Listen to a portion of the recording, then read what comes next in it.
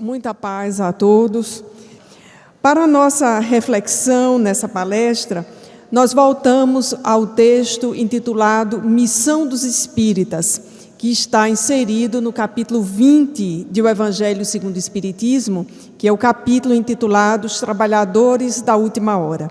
E retomando a leitura desse texto, gostaríamos então de apresentar a nossa homenagem ao codificador pelo seu trabalho ingente, pelo seu espírito de sacrifício, de devotamento, pela sua visão pedagógica para com a codificação, que é a organização da doutrina espírita, sendo para todos nós o grande espírita, o grande modelo de espírita que conhecemos.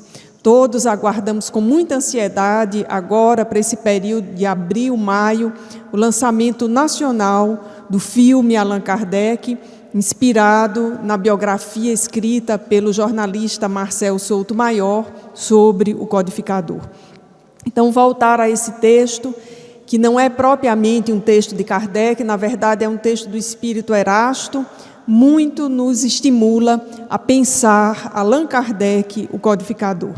E gostaríamos então de começar por duas histórias que acompanham a nossa existência em relação ao codificador. Uma delas eu retirei de um dos exemplares da Revista Espírita, que tentei me lembrar hoje precisamente qual teria sido o ano ou o mês, mas não consegui me recordar. E as atividades do dia não me permitiram voltar para checar na obra Revista Espírita, nos seus múltiplos volumes, qual teria sido o ano para apresentar a referência precisamente.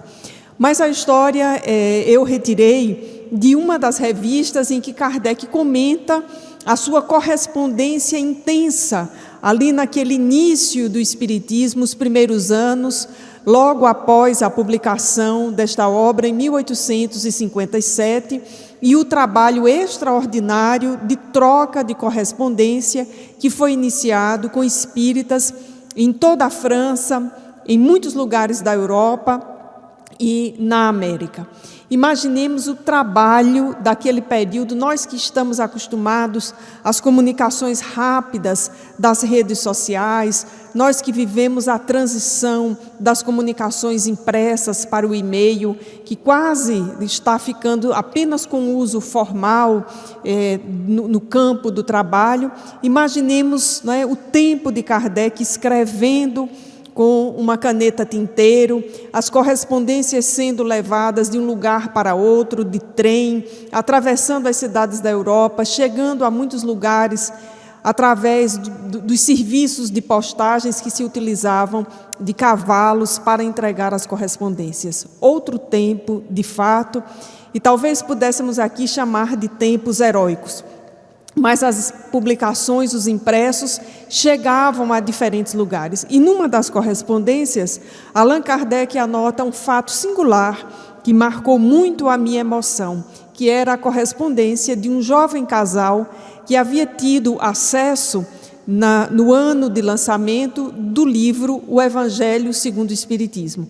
E havia ficado, então, muito impressionado com a leitura daquela obra, a interpretação de O Novo Testamento, e escreveu ao codificador dizendo que, a partir do Evangelho segundo o Espiritismo, havia lido o Livro dos Espíritos, mas estavam impressionados porque estavam diante de um desafio em suas vidas. Desafio hoje que nós talvez chamássemos, com a expressão moderna, de reengenharia de vida. E esse desafio de vida começava pela forma própria de fazer as suas preces. E escreviam a Allan Kardec para perguntar que recomendação ele dava, então, às preces. E na correspondência seguinte, devidamente anotada na Revista Espírita, o codificador responde àquele casal e vai, então, apresentar o que era o primeiro capítulo, aliás, o 27º capítulo do livro do Evangelho segundo o Espiritismo hoje, que é o capítulo Pedi e Obtereis. E para atender aquele pedido especificamente e desmembrar o capítulo 27, Allan Kardec escreve o capítulo 28º, que é o capítulo das preces espíritas, nos apresentando diversos modelos de prece e nos colocando então frente àquilo que foi o desafio para aquele casal, reaprender a fazer as preces a partir de um modelo espírita. Nessa história que lemos na Revista Espírita, nos ficou, além da emoção da leitura, esse dado singular. A partir da leitura das obras espíritas, a partir da identificação com a identidade espírita, a reconstrução da própria identidade. E se nós tivéssemos que elencar algumas orientações para os dias de hoje, talvez a primeira delas fosse exatamente essa: a nossa reconstrução da identidade espírita. Como é que nos identificamos como espíritas e como isso se traduz nas atividades mais prosaicas, mais comuns, entre elas o modo como nós fazemos as nossas preces. Então, esse detalhe do cotidiano ali, da correspondência do codificador, com as múltiplas demandas que lhe chegavam e que certamente lhe ocupavam um bom tempo do seu dia, eram demandas sobre isso, de espíritas ali, na sua primeira encarnação como espíritas, começando a reconstruir ou refazer a sua identidade. Dizem biógrafos de Kardec que ele chegava a trabalhar 16 horas por dia. Então, imaginemos de um dia com 24 horas, diminuindo 16 horas de trabalho, quantas horas para o repouso. Nos lembremos do século XIX, ainda que na cidade de Paris, conhecida naquela segunda metade como a Cidade-Luz, porque foi a primeira a ter luz elétrica nas vias públicas, mas as casas não tinham aquecedores, não tinham sistema de encanação de água suficiente, enfim, havia uma demanda de estar no mundo com a qual o codificador lidou, mas isso não foi nenhum impedimento para o seu trabalho intenso, dedicado e pedagogicamente dirigido a todos nós. Então, o texto Missão dos Espíritas, na releitura que fizemos por esses dias, nos levou pela memória a essa correspondência que está na Revista Espírita. E um outro texto de memória afetiva muito intensa, que é um texto cuja primeira leitura eu fiz ainda adolescente, mas que tenho voltado a esse texto muitas vezes, é uma crônica do espírito Humberto de Campos a respeito da publicação de O Livro dos Espíritos. Ali, naquele momento, 1857, a primeira publicação, os primeiros exemplares. Muito provavelmente, Humberto de Campos teve acesso no mundo espiritual ao arquivo da recepção deste livro, o impacto ali junto à comunidade, não necessariamente as pessoas, os intelectuais que cercavam Kardec, os filósofos, os jornalistas, mas as pessoas comuns. Irmão X, que é o pseudônimo de Humberto de Campos, conta-nos uma história ao mesmo tempo comovente e ao mesmo tempo profundamente motivadora, que é a história de alguém, de um homem, mais especificamente um tipógrafo, que havia tido uma desilusão extremamente forte em sua vida. A narrativa começa com aquele homem escrevendo uma carta ao senhor Allan Kardec e remetendo um exemplar de O Livro dos Espíritos ricamente encadernado, em capa de couro, com letras douradas, escrito na capa exatamente O Livro dos Espíritos, Allan Kardec. E ao receber aquele embrulho que vinha junto com a volumosa correspondência que diariamente o senhor Allan Kardec recebia, o volume chama a atenção pelo tamanho e, ao desembrulhá-lo, a surpresa de que ele, o autor, recebe em sua residência, em seu endereço, um exemplar da própria obra que ele havia publicado, com uma capa de couro com letras douradas e uma carta que vinha dentro do livro, narrando de por que aquele exemplar havia sido devolvido ao autor com aquele carinho ricamente encadernado. E a carta narrava a história do tipógrafo que havia encadernado o livro, dizendo que no dia em que estava para suicidar-se, da Pont Neuf, em Paris, ele não conseguiu realizar esse intento, porque quando organizou o salto, preparou-se para o salto, a sua mão escorregou sobre o alambrado e lá havia um embrulho que o fez não conseguir dar o salto conforme havia planejado, no impulso que havia planejado. E como o embrulho caiu aos seus pés e ele perdeu o equilíbrio para o salto no rio, voltou-se então para ver o que havia atrapalhado o seu grande planejamento, o seu grande gesto, porque ele não tinha mais nenhum motivo àquela altura para viver.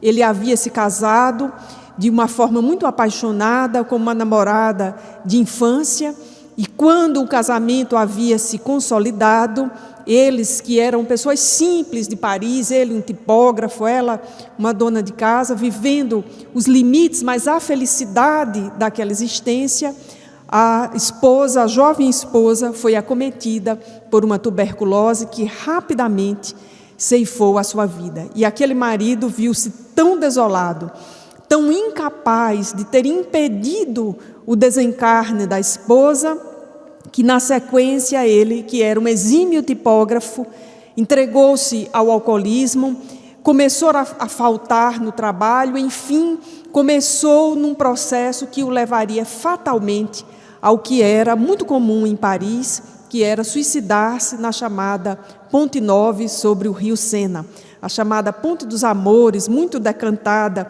em alguns filmes, mas porém um lugar que já no século XIX era muito decadente em Paris. E quando ele fez esse gesto, depois de meses de sofrimento, havia entrado por esse caminho do alcoolismo, o gesto foi impedido pelo embrulho.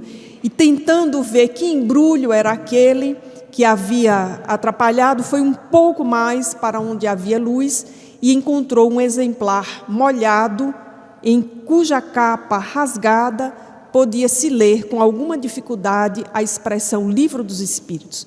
Passou a primeira página, a contracapa, começou a ler e foi para casa porque foi tomado pelo fascínio daquele livro. Imaginemos um tipógrafo que se depara com um livro que estava estragado. Pelo menos um tipógrafo do século XIX, que vivia todo o processo de colocar as letras na máquina, uma a uma, e a máquina de rolo imprimir página a página, e as páginas serem separadas e serem costuradas nos cadernos, e depois os cadernos serem colecionados e serem, por fim, encadernados numa capa que se construía à parte, e para os livros mais bem acabados, as capas de couro. Então, aquele objeto que era comum ao trabalho daquele homem, que estava momentaneamente como um alcoólatra desinteressado pelo seu ofício, naquele século tão valorizado naquele lugar, chama a sua atenção. Inicialmente o livro que estava ali quase se despedaçando, molhado, e na sequência, para além do objeto, para além do suporte, o que estava impresso no suporte. Imagino eu que um livro molhado devia ter páginas rasgadas, tinta borrada, lugares onde não se poderia ler com clareza, mas a narrativa de Humberto de Campos diz que o tipógrafo narrava na carta a Kardec a sua ida para casa, na sequência, a sua leitura, depois retomar a leitura, depois chegar às leis morais, identificar a chamada lei de adoração, reconhecer a importância da lei de conservação e destruição e, por fim, na quarta parte do livro, chegar no item sobre a antipatia e simpatia terrenas e entender o grande amor que tinha pela esposa, como almas afins, e entender, após a leitura do livro e a reflexão, de que as leis divinas, a lógica divina, soberanamente justa e boa, conduzia a tudo na terra. Então a carta terminava com o tipógrafo dizendo ao codificador que a leitura daquela obra havia salvado a sua vida. E num processo de reconstrução, ele havia voltado ao seu trabalho, havia conseguido se inserir na tipografia, retomado a sua existência e devolvia ao codificador, como uma homenagem, o exemplar devidamente reconstruído. Essa história me toca muito a emoção, porque eu gosto muito de livros.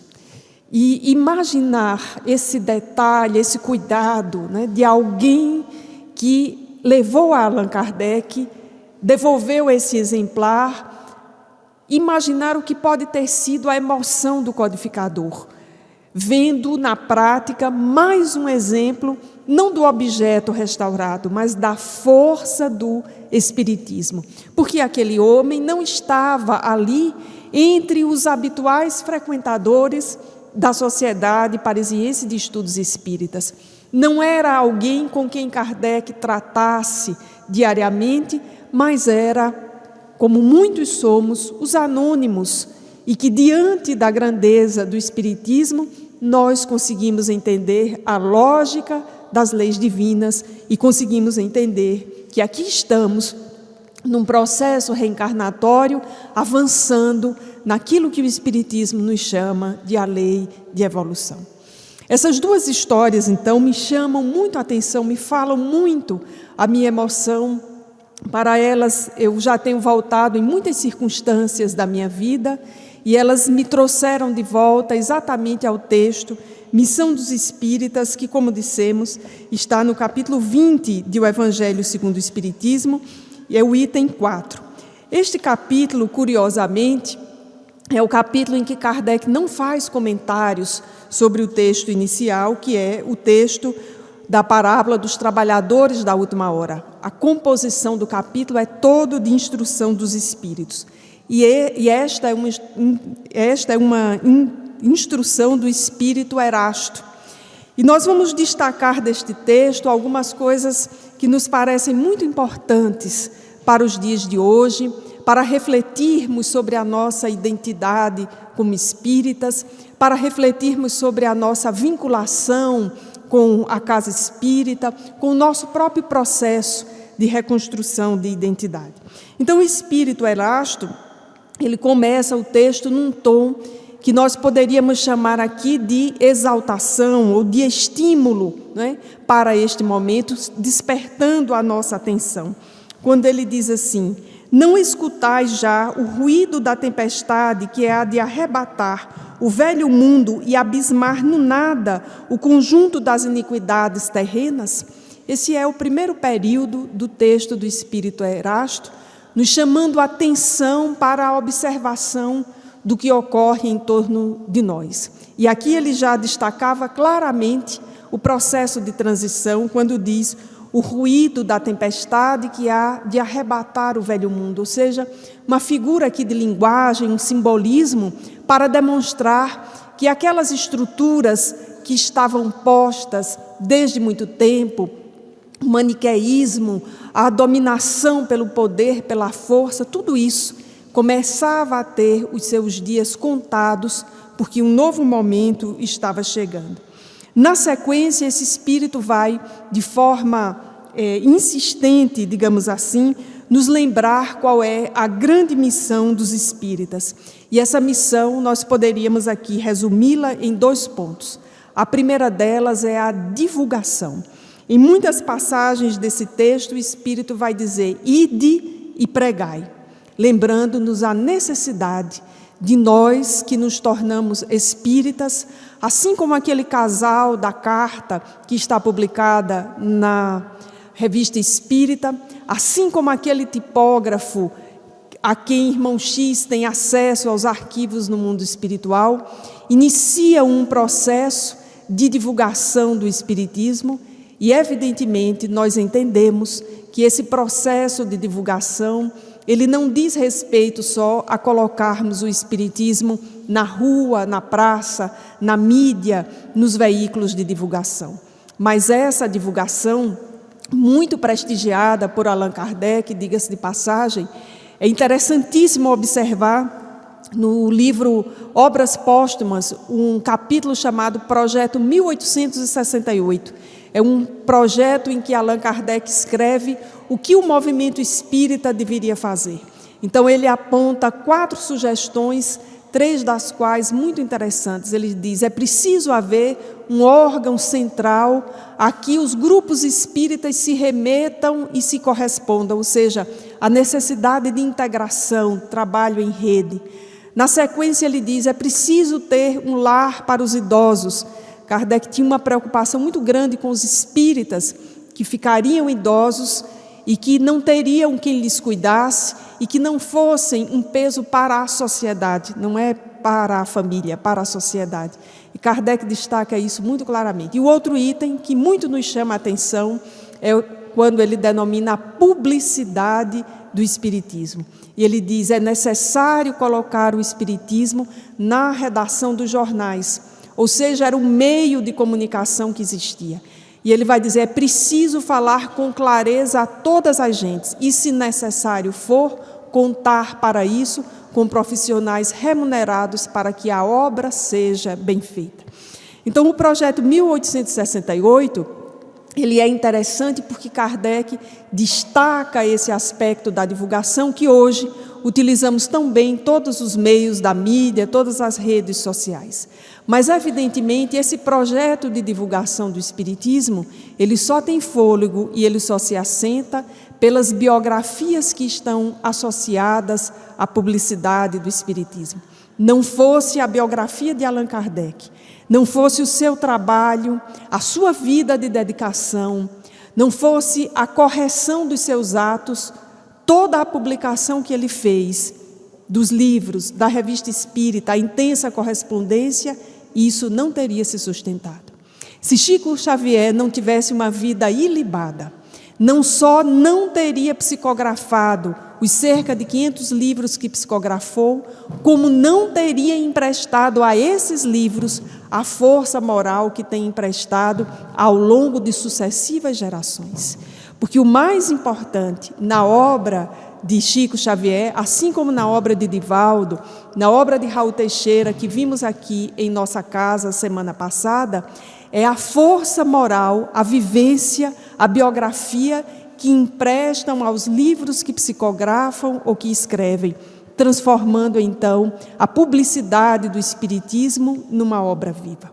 E quando o Espírito Erasto, nessa mensagem, Missão dos Espíritas, chama a nossa divulgação, ide e pregai, falai a todas as gentes. Na sequência ele vai dizer aos poderosos e aos simples, vai também nos advertir que não seremos recebidos por muitos, mas que continuemos, está nos falando que associado a essa atividade, há necessariamente aquela preocupação que despertou naquele casal que escreve a Allan Kardec, como dissemos, a carta está publicada na Revista Espírita.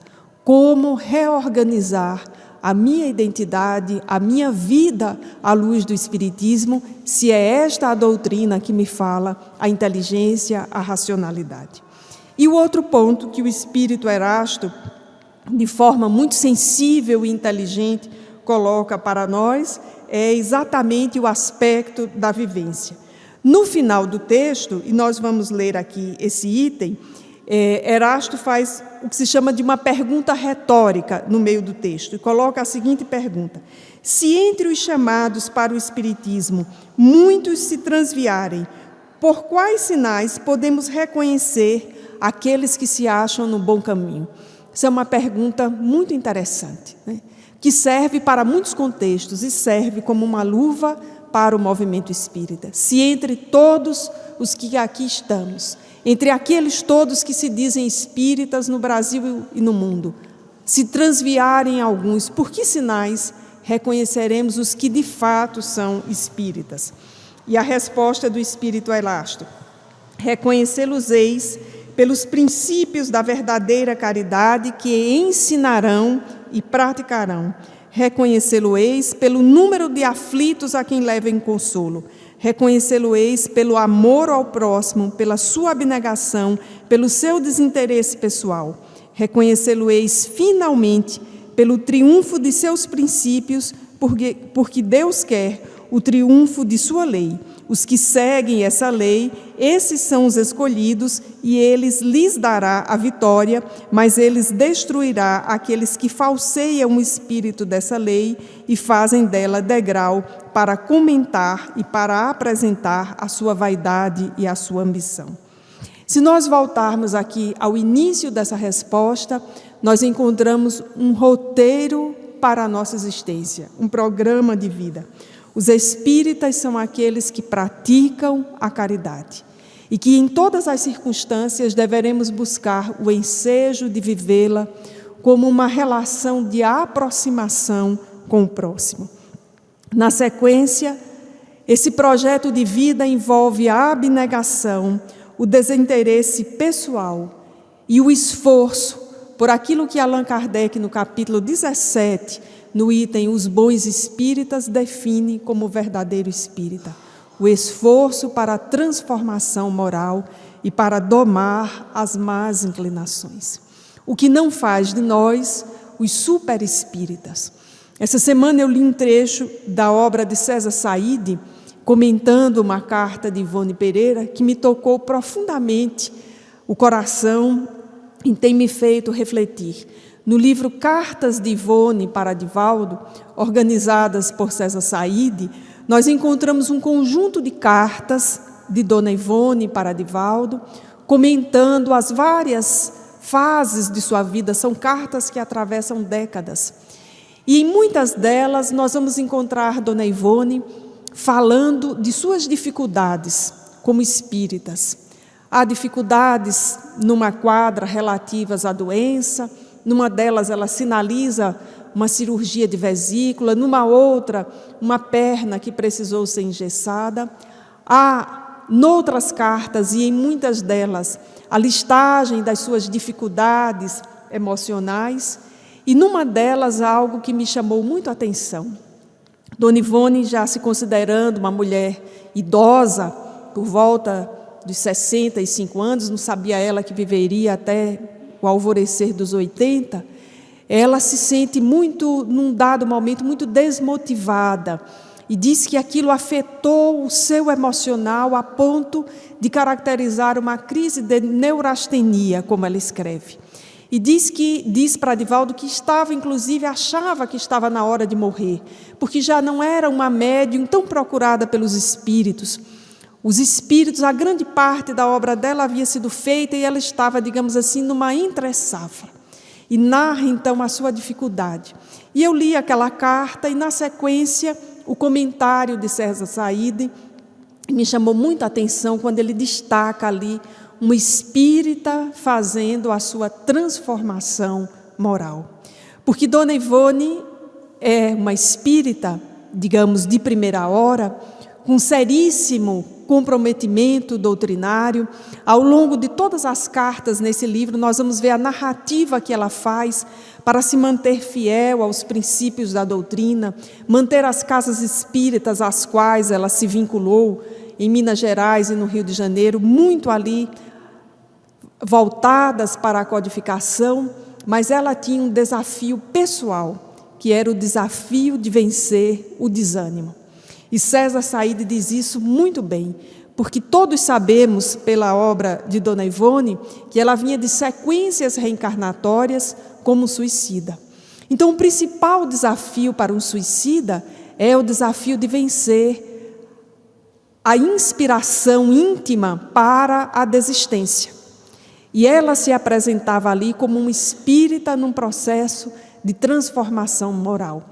Aquela crise que ela teve, que inclusive se configurou fisicamente, como ela diz, numa crise de neurastenia, a desafiava a manter-se fiel à sua missão reencarnatória, que no caso de Dona Ivone nós poderíamos aqui dizer uma missão com M maiúsculo, em negrito, sublinhado, destacado com destaca-texto, mas todos nós temos, nas nossas proporções, uma missão como espíritas. Pode até ser uma missão com M maiúsculo, sem negrito, sem destaca-texto, sem sublinhado, uma missão que nós poderíamos dizer uma missãozinha, mas nós estamos na nossa vinculação com o Espiritismo. E temos, nessa resposta do Espírito Erasto, uma espécie de programa decisivo às nossas existências. E pensando nesse tema, eu fui então para um outro texto que já li inúmeras vezes e volto a reler periodicamente, que está no livro Após a Tempestade, do Espírito Joana de Ângeles. É o último capítulo desse livro, 24, um dos livros com poucos capítulos de Joana, que em geral tem de 30 em diante. Esse tem 24 capítulos e o último se chama Os Novos Obreiros do Senhor, entre parênteses, labor em equipe. E Joana vai dizer algo muito importante para nós, que somos espíritas, que não temos, digamos, essa condição de Dona Ivone, do Amaral Pereira, que não precisamos nos colocar na condição dos super espíritas, conforme a anotação avaliativa de César Saide, que são aqueles espíritas que imaginam que tem que fazer toda a transformação moral numa única existência, que estão acima de problemas e dificuldades. Não.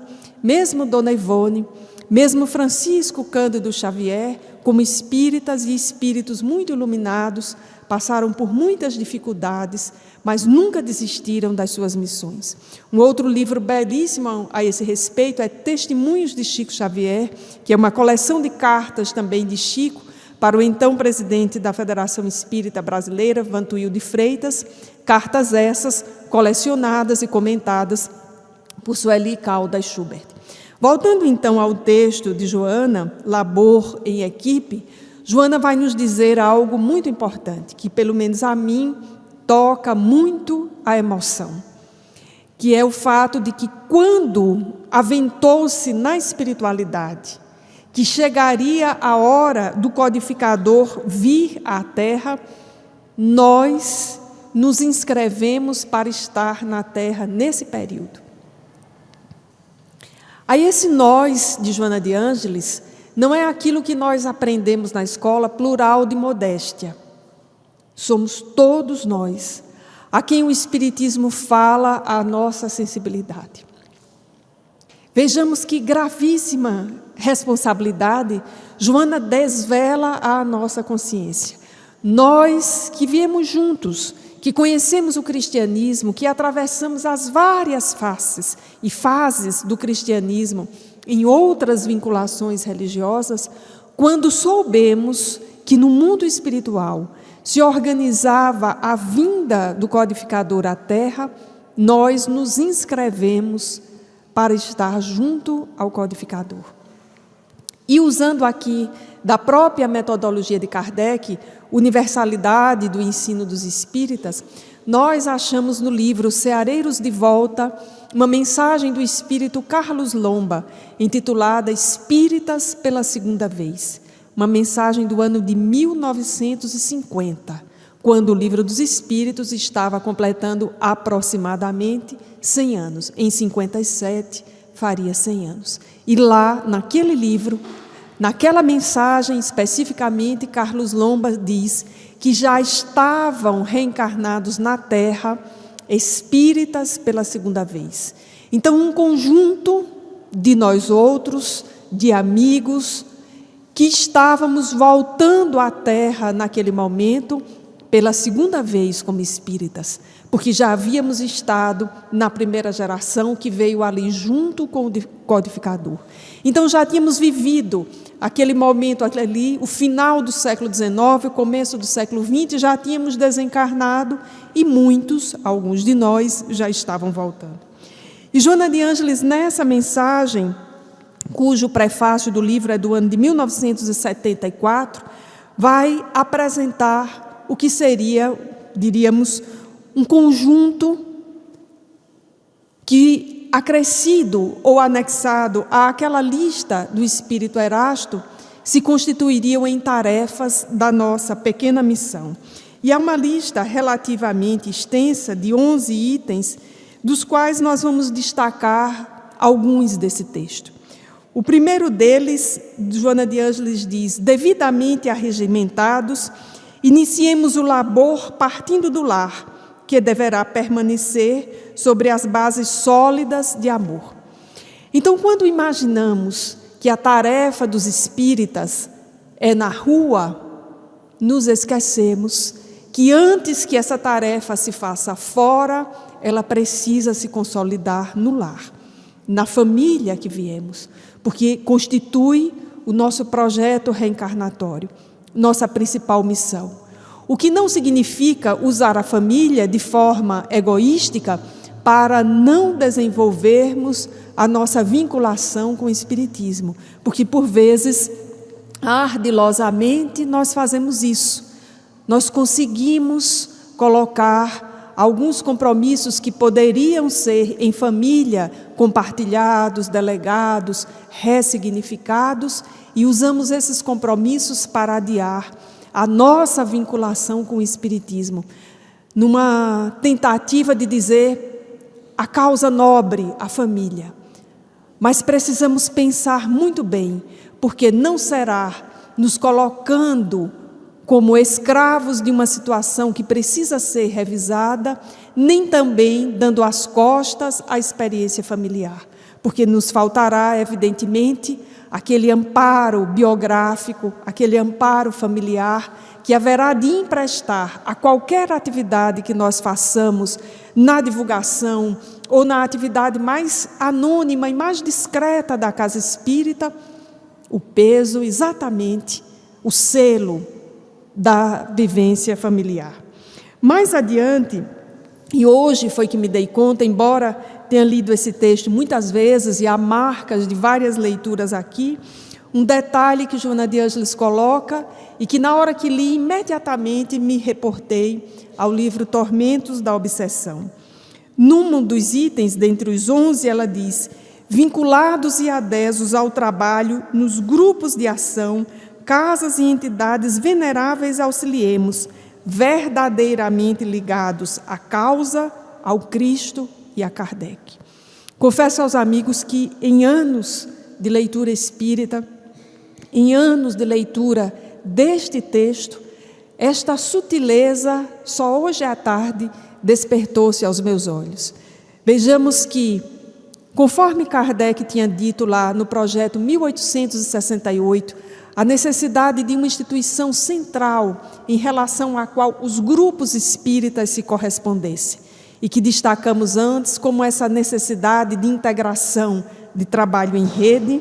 Aqui Joana de Ângeles diz: vinculados e adhesos ao trabalho nos grupos de ação, casas e entidades veneráveis, auxiliemos, verdadeiramente ligados à causa, ao Cristo e a Kardec. Ou seja, a experiência espírita é uma experiência comunitária. E ao me dar conta desse detalhe, me reportei, como havia dito, ao livro Tormentos da Obsessão, porque lá há o caso de uma espírita que se descobre no mundo espiritual, quando desencarnado, como uma espírita de gabinete. É um personagem a quem Filomeno apresenta com uma carga dramatúrgica muito interessante, que era aquela pessoa que nunca havia conseguido se fixar a uma casa espírita. E ele narra inicialmente do seu ponto de vista, bastante egóico, aquilo que para ele eram as dificuldades dos outros, porque os outros não entendiam as suas avaliações, os outros não ouviam as suas sugestões, as casas espíritas não queriam os seus conselhos e como os outros não queriam lhe ouvir, a partir de determinada fase da vida ele fez a opção por estudar o Espiritismo em casa. E ele desperta no mundo espiritual, resgatado misericordiosamente pela equipe de Eurípedes Barçanufo, no Hospital Esperança, da cidade espiritual Esperança, numa condição lamentável, porque havia sido um espírita de gabinete. Ou seja, alguém que tinha um excelente cabedal, uma possibilidade infinita, habilidades que haviam vindo com ele no seu projeto reencarnatório, mas que ele não soubera lidar com o seu próprio gênio, com as suas próprias emoções, e num processo de cegueira, colocando a culpa nos outros, eram os outros que não sabiam ouvir as suas sugestões, as suas críticas. E só depois de longo tempo, de longa terapia, é que esse espírito começa a observar os escaninhos da própria alma e a entender que, na verdade, ele era a pessoa intransigente do processo e que, desejando fazer com que todos fizessem o trabalho ao seu modo, ele se afasta da instituição espírita. Então, é uma grande advertência que encontramos aqui na obra de Joana de Ângeles e que nos remete ao livro Tormentos da Obsessão. E, por fim, já encaminhando os nossos comentários finais, há um outro texto de Joana de Ângeles primoroso, que já destacamos em várias palestras, que está no livro Entrega-te a Deus, o capítulo 30, Carta aos Cristãos Modernos. Um texto de rara beleza, de uma profundidade que talvez a nossa mente não seja capaz de abarcar num conjunto de leituras sucessivas. É também um texto para o qual eu tenho voltado inúmeras vezes, e nele destacamos 15 recomendações de Joana para os cristãos modernos e que cabem muito bem a nós, nesse momento de um mês de abril, em que repensamos a nossa vinculação com o Espiritismo, em que pensamos quão bem o Espiritismo tem feito às nossas vidas, esse sol capaz de nos aquecer, de nos iluminar, de nos dar um rumo na existência. E dentre as 15 sugestões que Joana apresenta aqui, nós vamos destacar algumas que também falam a nossa emoção. A primeira delas, Joana diz: cabe aos cristãos novos proceder de maneira compatível com os ensinamentos do Mestre, revividos e atualizados pelos embaixadores espirituais, de forma que a dor e o desespero fujam por fim, envergonhados da terra, cedendo lugar à alegria e à felicidade que estão reservados a todos os servidores do bem. Vejamos que parágrafo. O início é suficiente para a reflexão de um longo período. Cabe aos cristãos novos proceder de maneira compatível com os ensinamentos do Mestre. Ainda que nós façamos o raciocínio mais básico, o que diz Jesus e como eu procedo, e tentarmos fazer uma correspondência entre o que ensina Jesus e as nossas atitudes, ainda que este raciocínio básico, fundamental e imprescindível para esse processo de reconfiguração da nossa identidade, de reestruturação da nossa existência. Porque precisamos passar desse nível do encantamento do Espiritismo para um nível de ação, que não necessariamente supõe a ação externa, mas que necessariamente supõe, desde um primeiro momento, uma ação interna, um olhar para as nossas atitudes, para o nosso modo de enxergar a vida, para o nosso enquadramento, para os acontecimentos todos que existem. Como é que nós lemos os acontecimentos da vida a partir da lógica espírita? Como é que nós agimos na vida prática a partir dessa correspondência com os ensinos do Mestre? É isso a que Joana de Ângeles nos chama a atenção. E na sequência, nos outros itens, há um também que me fala muito a emoção. Sede fiéis ao compromisso assumido desde antes do berço e levai-o adiante, em hinos de louvor e de ação, como nos primeiros dias do martiriológico que ficaram no passado. Não é o primeiro texto de Joana de Ângeles em que ela nos diz que fizemos compromisso com o Espiritismo antes do berço. Todos nós que nos dizemos espíritas, que nos assumimos como espíritas, nós que ainda dizemos, não, eu estou simpatizando com o Espiritismo, não, eu estou chegando no Espiritismo. Nós estamos num processo de descoberta, porque muito antes nós já assinalamos essa vinculação. A nossa inteligência sentia a sede da explicação da reencarnação. como mecanismo da justiça divina. A nossa inteligência de muitas existências nos diz que a mediunidade é o intercâmbio legítimo entre os dois mundos, e se não for a mediunidade, nós estaríamos num lugar sem esperanças. Há muitas existências, nós temos essa convicção, e como diz Joana de Ângeles, desde antes dessa reencarnação, assumimos esse compromisso. Alguns de nós chegamos mais cedo, digamos, na existência, outros em anos mais à frente do seu processo reencarnatório, mas tínhamos esse compromisso assumido. E o importante não é o compromisso, como ela destaca aqui, o importante é sede fiéis ao compromisso assumido e levai-o adiante em hinos de louvor e de ação, como nos primeiros dias do martiriológio que ficaram no passado. Então precisamos prosseguir, precisamos levar adiante o nosso compromisso. E por isso o mês de abril e reviver esse lançamento do Livro dos Espíritos é tão importante para todos nós. E especificamente ao nosso grupo que está vinculado à SEJA, é o mês do aniversário da fundação desta casa, é o mês de revisarmos os nossos compromissos. Como gostamos de dizer, o mês de revisar o nosso contrato de cooperação com Jesus, com os espíritos amigos que patrocinaram a nossa existência, que tudo fizeram para que aqui chegássemos e que nos vinculássemos a essa atividade e que pudéssemos nela refazer o nosso ânimo, a nossa capacidade de servir e, pela interação com os demais, levar adiante esse compromisso com o qual nos vinculamos. E, por fim, a última das recomendações de Joana que vamos destacar: é indispensável viver o Evangelho em toda a sua magnitude. E nesses tempos tão difíceis, né, de tanta transição, em que tudo parece, de fato, estar, como dizem os filósofos que analisam a contemporaneidade, a pós-modernidade, em que tudo parece estar líquido, em que tudo parece se desfazer, as grandes narrativas, as grandes instituições, o que para os pessimistas é ótimo, porque eles se sentem contemplados na sua inércia, mas para nós, os espíritas, os cristãos, não.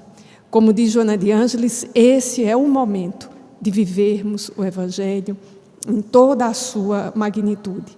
E que possamos, então, nesse revivescência do lançamento do Livro dos Espíritos, homenageando Allan Kardec e a portentosa obra do Espiritismo, lermos em casa, com calma, refletindo sobre a nossa vida, o texto Missão dos Espíritas, que está no Evangelho, capítulo 20.